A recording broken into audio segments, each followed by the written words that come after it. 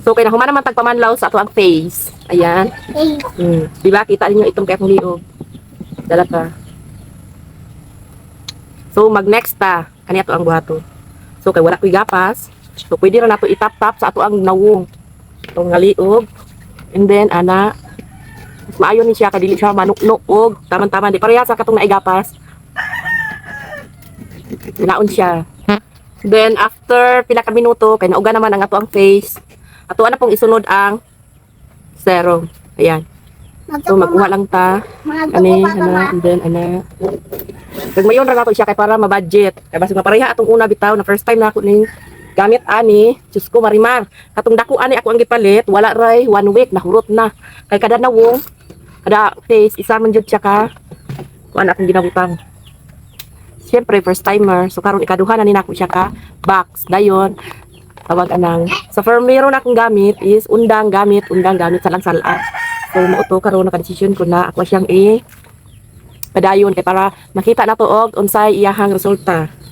Kay nindot jud og effect ang hamisan ay as in jud nindot. So ayan. Magula ta lang tag pila ka minutes before nato isunod ang Elite BB Cream. Wa pud siyang butangan. Paminaw nimo nga marag uga-uga na ang imuhang face. Ibutang isunod ayon nato ang maong tum jud kay akong liog ay. Pero don't worry kay muputi ra na, mudan ab ra na. So ayan kay uga naman. Magbutang na ta og Elite BB Cream.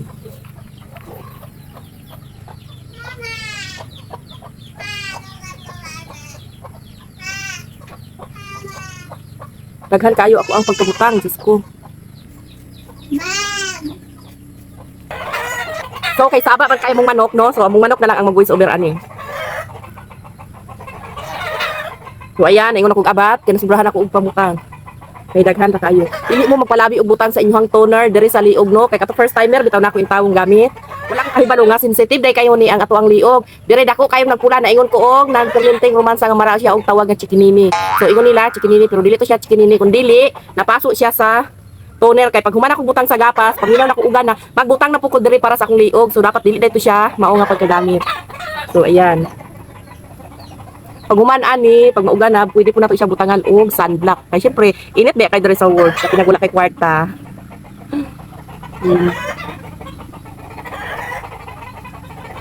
So ayan. Sa mga nota na no, sa first timer, pagamit niyo sa sabon after mga 2 days or 3 days. Kay inyong bation sa inyong nawong is sakit, mamula mo, tapos kanang marami to siya giinat, maragi pang hugot ang inyong nawong. And then photo, pagka ikatulog ka daw ikaupat mamakpak na ka. So, abang-abang na lang sa results sa ato ang hamisan. Alagang hamisan guys. So basin gusto mo nga muputi ang inyong bukton, ayan, na ako i-recommend ninyo nga lotion. Nindot og effective jud siya kay nganuman kani ako bukton sa napate gining pagkaituma. So ayan. So kasunod na ko na ipakita ang lotion nga akong gigamit, oh. Di ba? Didan jud no. Pero mas puti jud diri. Bahala na og itom og bukton basta puti og diri.